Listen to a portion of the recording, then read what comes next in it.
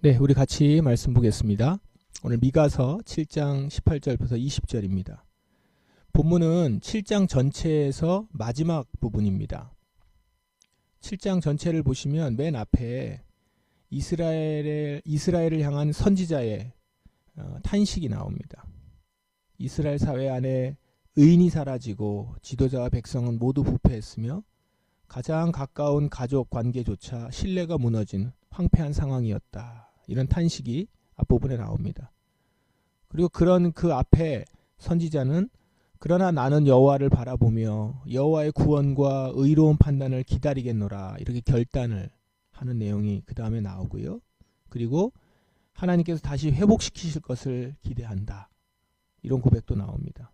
성벽이 건축되고 백성이 다시 모이며 열방은 하나님을 바라보고 두려워하고 낮아지는 일들, 이런 일들을 보게 될 것이다. 이런 소망을 갖고 있습니다.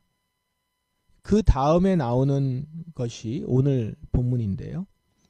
선지자가 이렇게 이스라엘의 회복을 바랄 수 있는 소망의 근거, 그 소망의 근거가 오늘 본문에서 나타납니다. 바로 회복을 주실 수 있는 분이, 그런 회복을 주시는 분이 하나님이신데 하나님이 바로 이런 분이시다라는 거죠. 18절을 읽어보면 주와 같은 분은 없습니다. 주께서는 죄 지은 백성을 용서해 주시며 살아남은 여호와의 백성의 죄도 용서해 주십니다. 주는 영원토록 노하지 않으시며 자비를 베풀기를 좋아하십니다. 주와 같은 분이 없다.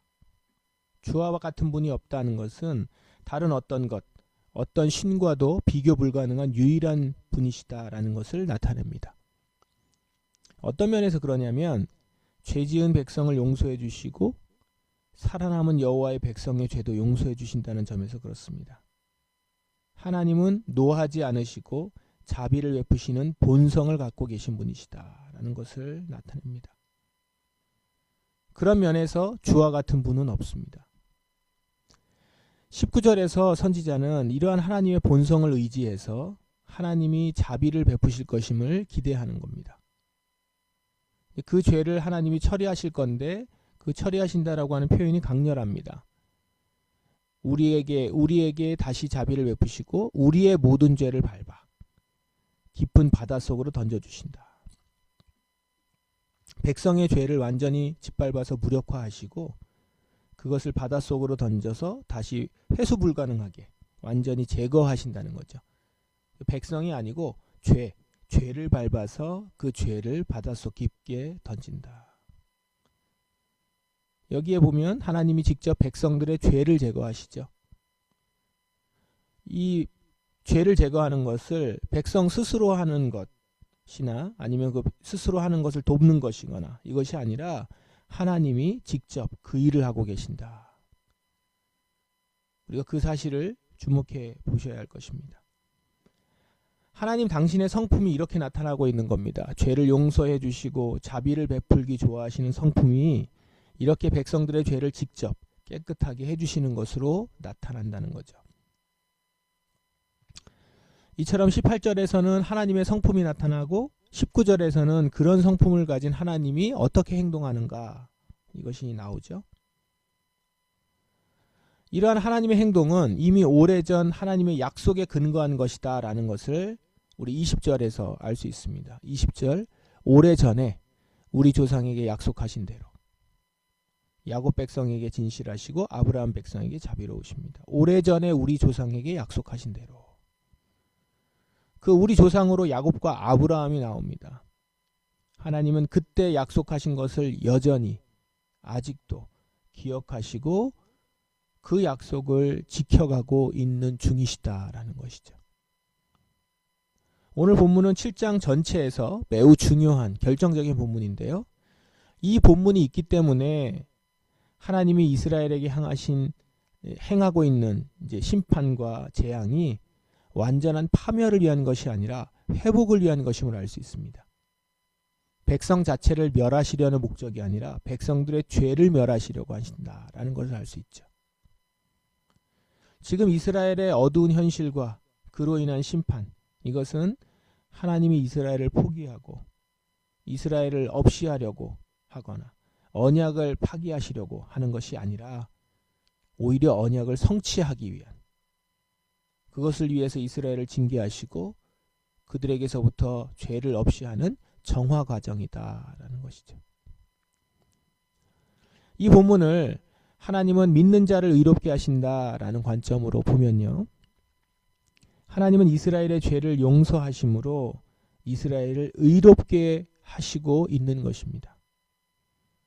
그들을 징계하시는 것도 그들을 없애고자 함이 아니요, 그들의 죄만 떼어내어 없애려는 것입니다. 죄를 밟아서 바닷속에 던져 아주 없이 하십니다. 그렇게 깨끗하게 하셔서 이제 당신의 백성을 의로운 백성으로 삼으시려는 것이죠. 하나님은 처음부터 당신의 백성을 의롭게 이끄시고자 작정하셨습니다. 아브라함과 약속하셨고 야곱과 약속하셨습니다. 그리고 그 약속을 처음부터 지금까지 지키고 계시는 중이시다라는 겁니다. 징계의 재앙조차 우리를 의롭게 하려는 하나님의 구속의 역사 가운데 있었던 것입니다. 이처럼 하나님은 의롭게 하심을 위해 신실하게 일하고 계십니다.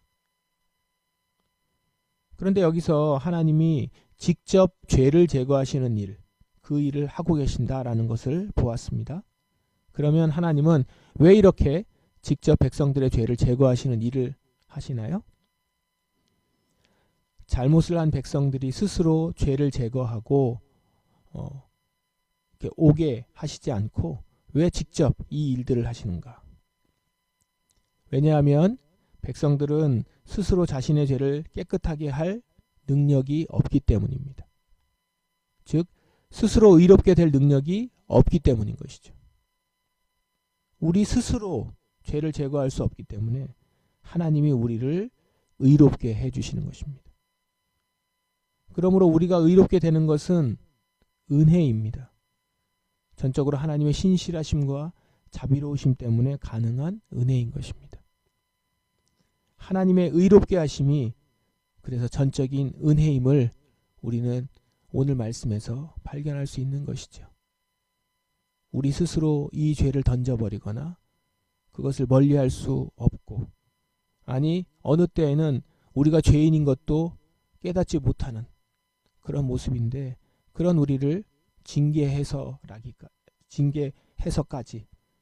그렇게 깨닫게 하시고 그 가운데 용서를 구하는 자들에게 그 죄를 용서해 주시고, 이 모든 것이 처음 아브라함과 야곱에게 약속하셨을 때부터 계속 기억하시면서 하나님이 일하신다라는 것, 그것을 오늘 말씀에서 우리는 볼 수가 있는 것입니다. 이렇게 하나님의 의롭게 하심이 전적인 은혜임을 기억하면서 우리 로마서 말씀 보도록 하겠습니다. 로마서 3장 21절부터 31절 말씀입니다. 우리 봉독하고 또 말씀을 보겠습니다. 함께 우리 말씀을 보겠습니다. 오늘 로마서 3장 21절부터 31절, 우리가 읽은 이 로마서 본문은 복음의 핵심이 담겨있는 본문입니다. 특별히 22절, 23절, 24절, 이 본문은 다른 설명보다도 이 말씀 자체를 다시 한번 읽어보는 것으로 한번 여러분들이 다시 한번 보시기 바랍니다. 하나님께로부터 오는 의는 예수 그리스도를 믿는 믿음을 통해 옵니다. 이 의는 믿는 사람이라면 누구에게나 주어지는 것이며 사람을 차별하지 않습니다. 모든 사람이 죄를 지어 하나님의 영광에 이를 수 없게 되었습니다. 그런 사람이 그리스도 예수께서 주시는 속죄를 통해 하나님의 은혜로 의롭다는 판단을 받습니다. 그것은 하나님께서 거저 주시는 선물입니다. 이것이 우리가 의롭게 되는 원리입니다. 예수 그리스도를 믿는 믿음을 통해 믿는 사람은 누구에게나 주어집니다. 차별 없이 모두 믿는 사람에게 주어져야 하는 것은 23절, 모든 사람이 죄를 지었기 때문이죠. 그래서 예수를 통해 구원받는 길이 모든 사람에게 필요한 것입니다. 그러므로 이 복음은 하나님께서 거저 주시는 선물입니다. 은혜죠. 동시에 복음이 선물이기 때문에 어떤 사람도 자신의 의로움을 자랑할 수 없습니다. 27절에 보시면 그렇다고 사람이 자랑할 것이 어디 있겠습니까? 자랑할 것이라고는 하나도 없습니다. 어떠한 법으로 사람이 의롭게 됩니까? 율법을 지키는 데서 오는 것입니까? 이런 것과는 상관이 없습니다.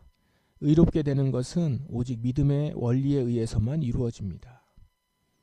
사람의 힘으로 되는 것이 아니기 때문이라는 거죠. 물론 여기에 믿음이 필요합니다. 이것을 의롭게 되는 조건이라고 볼 수도 있지만 그렇다고 이것이 우리의 능력이나 우리가 어떤 능력이나 자격을 소유했음을 의미하지 않죠. 모두 다 할 수 있는 하나님이 전적인 은혜로 주신 것임을 인정만 하면 되는 길로 우리는 의롭게 되는 것입니다. 그러므로 이 믿음의 원리는 유대인들에게만 해당되는 게 아니죠. 당연하죠. 우리의 어떤 자격으로 혈통으로 되는 것이 아닌 오직 믿음으로 모든 사람은 죄를 지었기에 어느 누구도 하나님의 영광에 이를 수 없는데 그렇기 때문에 모든 사람이 죄를 지었기에 오직 믿음으로만 되는 것이기 때문에 이것이 어떻게 유대인들에게만 해당되는 원리겠습니까? 하나님은 처음부터 이 믿음의 원리를 모든 사람을 향해서 계획하셨고 이스라엘 백성을 통해서 그 계획을 드러내셨으며 지금 예수님을 통해서 모두에게 나타내 보인 것입니다. 이 미가서 말씀, 오늘 미가서 말씀과 로마서 말씀 우리가 한번 같이 연결해서 보도록 하겠습니다. 하나님은 믿는 자를 의롭게 하신다라는 관점으로 한번 보십시다. 하나님은 이스라엘 백성의 죄를 다 용서해 주시고 그 백성의 죄를 짓밟아 깊은 바닷속으로 던져 제거하셨습니다. 하나님이 왜 이렇게 하셨습니까? 이스라엘 백성들이 하나님 앞에 다시 설 수 있는 길은 하나님이 용서해 주시는 길밖에 없기 때문입니다.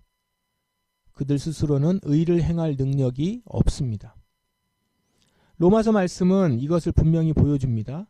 모든 사람이 죄를 지어서 하나님의 영광에 이를 수 없게 되었다. 그러므로 하나님의 용서와 속죄밖에 방법이 없는 것이죠. 이 일을 위해서 예수 그리스도가 오신 것입니다. 예수 그리스도께서 주시는 속죄를 통해 하나님께 의롭다 판단을 받습니다. 그러므로 이 구원은 전적인 은혜요 선물입니다. 우리 힘으로 스스로는 의롭게 될 수 없기 때문입니다. 그러나 우리가 아무것도 안 해도 되는 것이 아닙니다. 이미 용서해 주신 이 은혜를 받기 위해서는 우리가 해야 할 일이 있습니다. 바로 자신이 죄를 지었음을 인정하고 내가 죄를 덜 지었거나 의롭게 될 만한 약간의 뭐라도 남아있는 사람이 아닌 죄를 지은 모든 사람, 그 사람 중에 하나임을, 나도 하나임을 전적으로 인정하고 죄 용서를 구하는 것입니다. 나의 죄를 속죄할 유일한 분, 예수님을 의지하는 거죠. 이것이 바로 예수님을 주님으로 믿는 것입니다. 이것이 용서받을 조건이라면 조건입니다. 그러나 용서의 조건이 무엇을 행해서가 아니라 단지 이런 하나님의 자비와 예수님의 공로를 믿음으로 주어지는 것이기 때문에 성경은 구원을 하나님의 선물이다 라고 하는 것입니다. 우리는 자랑할 것이 없는 것이고요. 여러분, 오늘도 우리는 다시 이 복음 앞에 나아갑니다. 우리는 아무 공로 없으나 오직 예수님의 공로로 하나님께 의롭다함을 받은 자들입니다. 이 일은 갑작스레 일어난 것이 아니요 아브라함에게 약속하셨고 야곱에게 지키셨으며 그 이후 수많은 당신의 백성들을 거쳐오면서 주님께서 지켜오신 것입니다. 그리고 마침내 예수님을 통해 우리에게까지 온전히 이루어진 것이죠. 이스라엘 백성들과 별다를 것 없는 우리에게 당신의 자비를 베푸시고 죄를 밟아 깊은 바닷속으로 던지시는 그런 용서하시는 하나님, 그분이 나의 주님, 나의 아버지이십니다. 그러므로 오늘 이 아침 나의 죄를 용서하시고 의롭게 하신 하나님께 주와 같은 분은 없습니다 고백하며 진심으로 감사와 찬양을 올려드리는 여러분들 되시기를 바랍니다. 이 시간 우리 기도하겠습니다. 나는 스스로 의롭게 될 수 없는 존재임을 진정으로 인정하며 오늘도 예수 공로 외에 의지할 것이 없음을 고백하며 하나님께 나아갑시다. 하나님만이 나를 의롭게 하십니다. 주님밖에 없습니다.